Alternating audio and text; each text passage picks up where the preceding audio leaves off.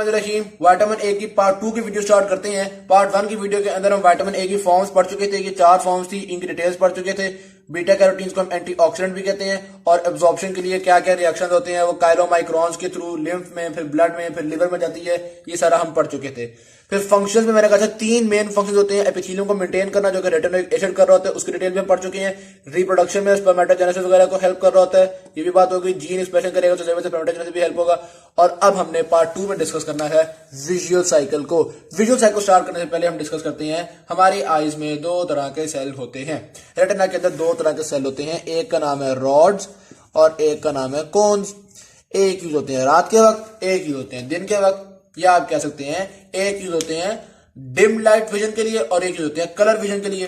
तो नाम से जाहिर है सी से स्टार्ट होता है कलर और सी से स्टार्ट होते हैं कोन। तो कोन यूज होती है कलर विजन के लिए और रॉड्स यूज होते हैं रात के वक्त, यानी डिम लाइट के लिए रॉड्स यूज होते हैं। ठीक है जी। तो विटामिन ए खास तौर पे रॉड्स की फंक्शनिंग में रोल प्ले कर रहा होता है। विटामिन ए की डेफिशिएंसी होती है तो रॉड्स बेचारे रात के वक्त नहीं देख पाते, डिम लाइट विजन सही नहीं हो पाता हमारा, उसको हम कहते हैं नाइट ब्लाइंडनेस। ठीक है। तो विटामिन ए की डेफिशिएंसी की वजह से नाइट ब्लाइंडनेस होती है। ये एक ब्रीफ सी बात मैंने बता दी। अब हम स्टार्ट करते हैं विजुअल साइकिल कि विटामिन ए क्या कुछ करती है। ठीक होगी बात।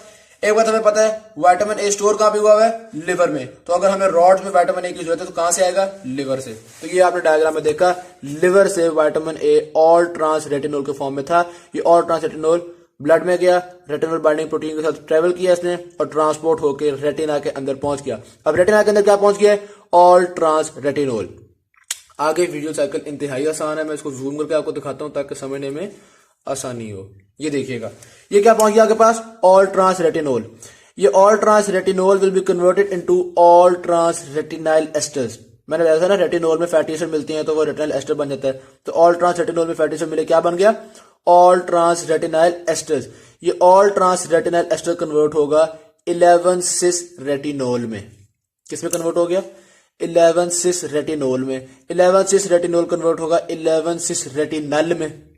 11 सिस रेटिनल में 11 सिस रेटिनल प्लस ऑप्सिन मिल के हमारे पास बनाते हैं रोहोडॉप्सिन, जो मेन हमारे पास पिगमेंट है, जो रॉड्स के अंदर मेन काम करने वाली चीज है रोहोडॉप्सिन। वो कैसे बनता है, 11 सिस रेटिनल प्लस ऑप्सिन से।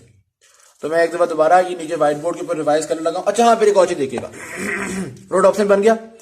अब जब लाइट आएगी तो लाइट के आने पे ये रोहोडॉप्सिन ब्रेक कर जाएगा into opsin and all trans retinal. किसमें ब्रेक कर गया, into opsin and all trans retinal. ठीक, रोहोडॉप्सिन ब्रेक हो गया। रोहोडॉप्सिन दोबारा बनाने के लिए हमें क्या कुछ चाहिए था, 11 सिस रेटिनल और ऑप्सिन चाहिए था ना। तो कुछ ऑल ट्रांस रेटिनल जो है वो कन्वर्ट हो जाएगा 11 सिस रेटिनल में, तो जिसकी वजह से दोबारा रोहोडॉप्सिन बन जाएगा और ये इधर ही साइकिल चलता रहेगा। लेकिन सारा all trans retinal 11 cis retinal में कन्वर्ट नहीं हो पाता, तो फिर क्या करें, फिर किस तरह से दोबारा कन्वर्ट करें। तो हम इसको वापस भेज देते हैं लिवर के अंदर, फिर वो लिवर से दोबारा आता है, अल्कोहल डिहाइड्रोजनेज काम करता है और दोबारा फिर इसी साइकिल के थ्रू ऑल ट्रांस, पहले वो all trans retinal all trans retinol बनता है, all trans retinol all trans retinal ester बनता है, तो 11 सिस रेटिनोल बनते हैं, 11 सिस रेटिनल और दोबारा यहाँ पे रोहोडॉप्सिन की फॉर्मेशन हमारे पास हो गई। तो ये बेसिकली आपके पास विजुअल साइकिल है। इसके जो स्टेप्स हैं वो आपके ज़हन में होने चाहिए हैं। मैं वो एक दफा दोबारा व्हाइट बोर्ड पे रिवाइज कर। इस तरह से इवेंट्स थे हमारे पास। In the form of all trans retinol आया, फैटी एसिड ऐड होते बन गया all trans retinyl esters, all trans retinyl ester से बना 11 cis retinol. 11 cis retinol convert होगा into 11 cis retinal. 11 cis retinal में ऑप्सिन आएगा तो यहां पे हमारे पास बन जाएगा रोहोडॉप्सिन। रोहोडॉप्सिन पे जब लाइट पड़ेगी तो rhodopsin will break into all trans retinal, all trans retinal and opsin. ठीक है। और यहाँ पे एक नर्व इंपल्स जनरेट हो जाएगी जिसकी वजह से वो नर्व इंपल्स पहुंच जाएगी, ये भी बाद में डिस्कस करते हैं। अच्छा, तो कुछ ऑल ट्रांस रेटिनल दोबारा यहाँ पे कन्वर्ट हो जाएगी, दोबारा बन जाएगी, और कुछ दोबारा यहाँ पे कन्वर्ट होगी, दोबारा यहाँ से आएगी। ठीक होगी बात। तो ये तो आपके पास हो गया विजुअल साइकिल। अच्छा, अब 3 चीजें जरा एक्स्ट्रा हैं जो आपके पास सत्या में लिखी हुई है, लिप में नहीं लिखी हुई, तो वैसे थोड़ा थोड़ा उनको पता होना चाहिए, और जिन्होंने सत्या पढ़नी है उनके लिए तो उसमें बहुत ज्यादा हेल्प हो जाएगी। तो स्टार्ट करते हैं वो 3 चीजें। देखते हैं डार्क अडेप्टेशन टाइम। आपने कभी नोटिस किया होगा कि जब हम लाइट वाले रूम में हो और लाइट्स ऑफ कर दी जाए तो वो जो अचानक अंधेरा होता है, कुछ देर के लिए हमें बिल्कुल कुछ नहीं नजर आता है और आहिस्ता आहिस्ता हमारा विजन थोड़ा बेहतर होता है, हल्का हल्का कुछ ना कुछ नजर आना शुरू हो जाता है। ठीक है। तो ये बेसिकली होता है डार्क अडेप्टेशन टाइम, कि जैसे ही अंधेरा होता है तो एक टेम्पररी ब्लाइंडनेस फेस करनी पड़ी होती है हमें, ठीक है। साथ ही रोडोप्सिन का सिंथेसिस स्टार्ट हो जाता है। जब रोडोप्सिन बन जाता है तो हमें नजर आना शुरू हो जाता है, मतलब थोड़ा बहुत हल्का फुल्का डिम लाइट में भी नजर आना शुरू हो जाता है। अब ये जो टेम्पररी ब्लाइंडनेस का टाइम था जिसमें हमें नजर नहीं आया था, इसको कहते हैं डार्क एडेप्टेशन टाइम, ठीक। जिन लोगों के अंदर विटामिन ए की डेफिशिएंसी होती है उनके अंदर रोडोप्सिन कम बन पाता है, जिस वजह से उनके अंदर डार्क एडेप्टेशन टाइम ज्यादा होता है। यानी अंधेरे होने के, मिसाल के तौर पे एक नॉर्मल इंसान को अंधेरे होने के 30 सेकंड बाद कुछ ना कुछ नजर आना शुरू हो जाता है, तो विटामिन ए डेफिशिएंसी वाले को अंधेरे होने के 2 मिनट बाद जाके नजर आना शुरू होगा कुछ ना कुछ, ठीक। समझ आ गई बात। तो बस आप इतना ध्यान में रख लें कि विटामिन ए डेफिशिएंसी में डार्क एडेप्टेशन टाइम इंक्रीज कर जाता है। वैसे मतलब पता नहीं डार्क एडेप्टेशन टाइम क्या होता है। फिर आता है हमारे पास विजुअल कैस्केड। सत्या में इसके बारे में लिखा है। विजुअल कैस्केड बेसिकली है क्या? हमने कहा था रोडोप्सिन पे लाइट पड़ती है, वो ब्रेक कर जाता है into all trans retinal and opsin, ठीक। अब रोडोप्सिन पे लाइट पड़ती है, रोडोप्सिन ब्रेक करता है, उसके ब्रेक करने से ऐसा क्या होता है जो हमारे ब्रेन तक नर्व इंपल्स चली जाती है, जो हम विजन को देख पाते हैं। अब होता बेसिकली क्या है, जब एक लाइट फोटोन गिरता है रोडोप्सिन पे तो हमारे पास प्रोड्यूस होता है मेटा रोडोप्सिन 2। मैं इसको लिख देता हूं। जब रोडोप्सिन पे लाइट पड़ती है तो हमारे पास प्रोड्यूस होता है मेटा रोडोप्सिन 2। ये मेटा रोडोप्सिन 2 जाके एक्टिवेट करता है ट्रांसड्यूसिन को। एक और प्रोटीन है जिसका नाम है ट्रांसड्यूसिन। ट्रांसड्यूसिन को एक्टिवेट करता है। ट्रांसड्यूसिन की एक्टिवेशन में जीटीपी कन्वर्ट होती है जीडीपी में, ठीक है। और जब ट्रांसड्यूसिन एक्टिवेट हो जाता है तो ये जीएमपी को उसको फॉस्फोराइलेशन स्टार्ट करवाता है और एक साइकिल स्टार्ट हो जाता है, ठीक है। यहां पे जीएमपी साइकिल स्टार्ट होने की वजह से न्यूरॉन की मेम्ब्रेन के सोडियम चैनल्स क्लोज हो जाते हैं। बड़ी अजीब अजीब सी लंबी छोटी बातें हैं, बस आप इसको थोड़ा बहुत देख लें, ध्यान में आएगा, ठीक है, नहीं रहा ना सही। बस इतना ध्यान में रख लें कि जीएमपी साइकिल स्टार्ट होता है और ये ध्यान में रख लें कि सोडियम चैनल्स क्लोज हो जाते हैं, जिसकी वजह से न्यूरॉन की मेम्ब्रेन की हाइपर पोलराइजेशन हो जाती है और ये सिग्नल पहुंचते हैं आपके ब्रेन तक। मैं आपको बुक से भी थोड़ा सा दिखाया था, तो ये देखिएगा, ये यहाँ पे बुक में लिखा हुआ है When a photon is absorbed by rhodopsin, meta-rhodopsin 2 is produced. The protein transducin, अच्छा बल्कि ये डायग्राम देखें, meta-rhodopsin 2 प्रोड्यूस हुआ, ट्रांसड्यूसिन हो गई एक्टिवेट, ठीक। और ट्रांसड्यूसिन के एक्टिवेट होने में जीटीपी कन्वर्ट हुई जीडीपी में। अब ट्रांसड्यूसिन ने एक्टिवेट होकर क्या किया, जीएमपी को 3,5-C जीएमपी को कन्वर्ट करवाया इनटू 5 जीएमपी, फॉस्फोडाइएस्टरेज को एक्टिवेट किया। तो ट्रांसड्यूसिन ने ये जीएमपी का साइकिल स्टार्ट कर दिया। इस साइकिल के स्टार्ट होने की वजह से sodium channels of the membrane of rod sales close होंगे, हाइपरपोलराइजेशन होगी और न्यूरॉन्स को मैसेज आएगा, ऊपर में पता चलेगा कि हमने विजन जो भी सेंसेस होंगे वो पहुंच जाएंगे हमारे पास। तो एक आपने डार्क एडेप्टेशन टाइम को देख लिया, दूसरा आपने विजुअल कैस्केड को देख लिया, तीसरा देखते हैं कलर विजन को। डिम लाइट को सेंस करने के लिए हमारे पास एक ही चीज है, रोडोप्सिन, ठीक होगी बात। हमें ब्लैक एंड व्हाइट नजर आता है, आपको ज्यादा कलर्स अंधेरे में अगर आपको दिखाए तो कलर्स नहीं आपको पता चलेंगे, बस ये पता चलेगा किसी का हाथ जरूर है, ठीक है। तो डिम लाइट में क्या यूज हो रही है, रॉड में यूज होती है रोडोप्सिन, जबकि जो कॉन्स हैं वो सारी पता है कलर डिफ्रेंसिएशन भी कर रहे हैं। तो उनके अंदर 3 बेसिक कलर्स के लिए 3 तरह के पिगमेंट्स होते हैं। उन पिगमेंट्स के 3 पिगमेंट्स होते हैं हमारे पास। उसके अंदर कॉन्स के अंदर साइनोप्सिन ब्लू लाइट को सेंस करता है, यानी ब्लू लाइट आएगी तो इसकी ब्रेकेज होगी और ये सिग्नल्स भेजेगा। आयोडोप्सिन जो है ये ग्रीन लाइट को सेंस करता है और पोरफायरोप्सिन जो है ये रेड लाइट को सेंस करता है। तो हमारे पास इन 3 लाइट्स के बेसिक सेंसर्स होते हैं। बाकी अगर कोई लाइट इनका मिक्सचर हो तो थोड़े से ये ब्रेक होगा, थोड़े से ये ब्रेक होगा, बाकी वो सारी ब्लेंडिंग से बाकी सारे कलर्स प्रोड्यूस हो रहे होते हैं।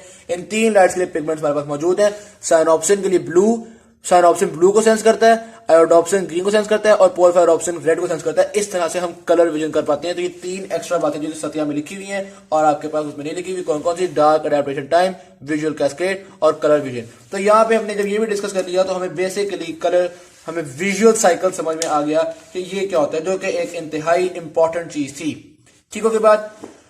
अच्छा जी, अब अगर आपसे सवाल आ जाता है तो ये वीडियो था कंप्लीट। नेक्स्ट सवाल, फंक्शन, विटामिन ए के फंक्शंस पूछ लिए जाते हैं। तो 3 तो मेन फंक्शंस आपको याद होंगे, एक विजुअल साइकिल, एक एपिथेलियम की मेंटेनेंस और एक आपने कहा था रिप्रोडक्शन में इसका रोल है, ठीक। लेकिन अगर ये 3 नंबर का सवाल है तो थोड़ा ज्यादा लिखने पड़ेंगे। तो सत्या में कुछ और फंक्शन भी लिखे हैं विटामिन ए के, मैं उन फंक्शंस को यहाँ पे सारों को लिखने लगा हूं, वो भी अपने देख लेते हैं।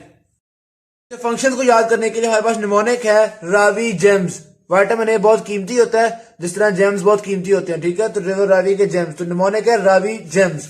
Are stand for reproduction, A stand for antioxidant के तौर पर रोल प्ले करते हैं, वो हम जिक्र कर चुके हैं, जारी सी बात है, बीटा कैरोटीन एंटीऑक्सीडेंट होते हैं। V stand for visual cycle, वो पूरा विजुअल साइकिल डिटेल से में देख लिया। I stand for immune function, ठीक है, इम्यून फंक्शन भी विटामिन ए जो है वो अपना रोल प्ले करता है। फिर G stand for gene regulation कह सकते हैं आप, या ग्रोथ कह सकते हैं, वो सारा कुछ मतलब जीन रेगुलेशन होती है तो ग्रोथ भी होती है, तो जी से आप कुछ भी कह सकते हैं। E stand for epithelial maintenance, ये बात डिस्कस कर ली। M stand for mucus secretions, ठीक है, विटामिन ए जो है वो म्यूकस सिक्रीशन में रोल प्ले करता है। और S stand for synthesis of cholesterol, ठीक है। एक मैं बता रहा हूं, इसीलिए जब हम टॉक्सिसिटी ऑफ विटामिन ए का जिक्र करते हैं तो उसमें हम कहते हैं कि कोलेस्ट्रॉल ज्यादा हो जाती है टॉक्सिसिटी ऑफ विटामिन ए में, ठीक होगी बात। अच्छा जी, फंक्शंस के बाद हम देखते हैं डेफिशिएंसीज को। अच्छा, डेफिशिएंसीज जो है ना, जब फंक्शन आपको पता है तो डेफिशिएंसी बहुत आसान सी बात है, जाहिर सी बात है, रिप्रोडक्शन सही नहीं हो रही होगी, विजुअल साइकिल खराब हो जाएगा। विजुअल साइकिल खराब में खास तौर पे नाइट ब्लाइंडनेस होती है, और फिर नाइट ब्लाइंडनेस ज्यादा होने के केस में जीरोप्थेल्मिया, जीरोप्थेल्मिया में बेसिकली जो कैटरैक्ट है आईज का, उसमें अल्सर डेवलप होना शुरू हो जाते हैं, उसमें प्रॉब्लम होना शुरू होती है, और ultimately this leads to blindness, ठीक होगी बात, ये बात समझ में आ गई। और उसके अलावा फिर एपिथेलियल मेंटेनेंस खराब होगी, वहां पे इश्यूज आना शुरू हो जाएंगे। बस ये काफी आसान चीज होती है। अच्छा, एपिथेलियल मेंटेनेंस के बारे से याद रखिएगा, विटामिन ए अगर मैं आपको आसान अल्फाज में बताऊं तो स्किन को ड्राई करने में रोल प्ले करता है, ठीक है। तो एक प्रॉब्लम होती है खासतौर पर टीन एज में, आपको पता ही होगा। अच्छा, एक्नी, एक्नी में ये होता है कि जो स्किन है ना उसके ऊपर ऑयली सिक्रीशन वगैरह ज्यादा प्रोड्यूस होना शुरू होती है, बल्कि सिक्रीशन क्या उसको भी हम एक्नी कहते हैं, स्किन के ऊपर एक्नी आना शुरू होती है, ठीक है। तो एक्नी के ट्रीटमेंट के तौर पे हम विटामिन ए को यूज करते हैं। मैंने बताया ना, एक तरह से स्किन को समझो ड्राई करने में रोल प्ले कर रहा है, तो एक्नी के ट्रीटमेंट के तौर पे हम विटामिन ए को यूज कर रहे होते हैं। और इसी तरह जब हम टॉक्सिसिटी पढ़ेंगे तो तब हम कहेंगे विटामिन ए ज्यादा होने की वजह से स्किन बिल्कुल ड्राई हो जाती है, ठीक होगी बात। तो अच्छा, अब हम ये एक्नी के बारे में थोड़ी डिटेल देख लेते हैं। अगर माइल्ड सी एक्नी होगी तो हम यूज करते हैं ट्रेटिनोइन, यानी ऑल ट्रांस रेटिनोइक एसिड को यूज करते हैं। और अगर आपके पास बहुत ज्यादा एक्नी हो गई है, कन्वेंशनल थेरेपी से मसला हल नहीं हो रहा, तो फिर यूज करते हैं आइसोट्रेटिनोइन। आइसोट्रेटिनोइन क्या होता है? 11 सिस रेटिनोइक एसिड। तो रेटिनोइड की मुख्तलिफ फॉर्म्स है, 13 सिस रेटिनोइक एसिड। पहले हमने इसका नाम नहीं पढ़ा हुआ, क्या यूज कर रहे हैं हम? 13 सिस रेटिनोइक एसिड। तो ये हमें कब यूज करना पड़ता है? जब एक्नी बहुत ज्यादा हो गई है। इसके ऑल्दो कुछ नुकसान भी होते हैं, लेकिन एक्नी को हल करने के लिए हम इसको यूज कर लेते हैं, ठीक है की बात। तो ये बातें समझ में आ रही है। अब हम आते हैं, अगर विटामिन की एक्सेस हो जाए तो क्या हो गया? विटामिन की एक्सेस हो जाए तो उसको पहले तो बात नाम देंगे, हाइपर विटामिनोसिस ए। जारी बात है, विटामिन ए बढ़ा हुआ तो हाइपर विटामिनोसिस ए। हाइपर विटामिनोसिस ए हो गया है तो क्या होगा? फैट बहुत ज्यादा बनना शुरू हो गया, सिंथेसिस ऑफ कोलेस्ट्रॉल ज्यादा शुरू हो गई है, स्किन बिल्कुल ही ड्राई हो गई है, क्योंकि मैंने बताया था ना स्किन को ड्राई करने में रोल प्ले करता है, तो स्किन बिल्कुल ही ड्राई हो गई है। अच्छा, उसके अलावा देखिएगा, एक लिवर को खराब करता है, लिवर इनलार्ज हो जाता है। उसके अलावा सीएनएस के ऊपर रोल आता है, वो क्या आता है कि इंट्राक्रेनियल प्रेशर जो है वो इंक्रीज कर जाता है। तो मतलब विटामिन ए के बढ़ जाने से मल्टीपल प्रॉब्लम्स आ रहे हैं, काफी सारे प्रॉब्लम्स आ रहे हैं। किस किस पे प्रॉब्लम आ रहा है? आपकी स्किन पे प्रॉब्लम आ रहा है, डर्माटाइटिस भी लोग लिख देते हैं उसको, या ड्राई स्किन में प्रॉब्लम आ रहा है, ठीक। लिपिड्स इंक्रीज कर गए हैं, सीएनएस पे मसला आ रहा है, लिवर जो है वो इनलार्ज कर गया है। तो ये मुख्तलिफ प्रॉब्लम्स हैं। अच्छा, वैसे याद करने के लिए ना, अगर आपने याद किया हो बेरी को, नहीं, प्लाग्रा को हम 3 Ds होते हैं उसमें, ठीक है। वैसे मैं याद करने के लिए बता रहा हूँ, मतलब कुछ लोगों को वो याद अच्छी हुई होती है। तो प्लाग्रा में 3 Ds होते हैं ना, डायरिया होता है गट का, डिमेंशिया होता है नर्वस सिस्टम का, और डर्माटाइटिस होता है, ठीक। तो यहाँ भी उन्हीं तीनों सिस्टम्स का मसला आ रहा है। गट का लिवर इनलार्ज हो रहा है, डिमेंशिया की जगह आप कह सकते हैं सीएनएस के अंदर वो बढ़ रहा है, और यहाँ पे भी स्किन का इशू आ रहा है जो डर्माटाइटिस था। तो ये वैसे बताया कि अगर किसी को प्लाग्रा अच्छा याद हो, 3 Ds जेन में हो, तो उन्हीं 3 सिस्टम का इशू हाइपर विटामिनोसिस ए में भी आ रहा होता है, ठीक हो गया। अच्छा, फिर विटामिन को ज्यादा लेने का एक फायदा भी होता है, ये जो बीटा कैरोटीन है ना, अगर ये ज्यादा लोगे तो आपको पता है beta carotene play their role as antioxidants. तो ये एंटीऑक्सीडेंट के तौर पे काम करेंगे, कैंसर वगैरह को प्रिवेंट करने में अपना रोल प्ले कर सकते हैं, ठीक होगी बात।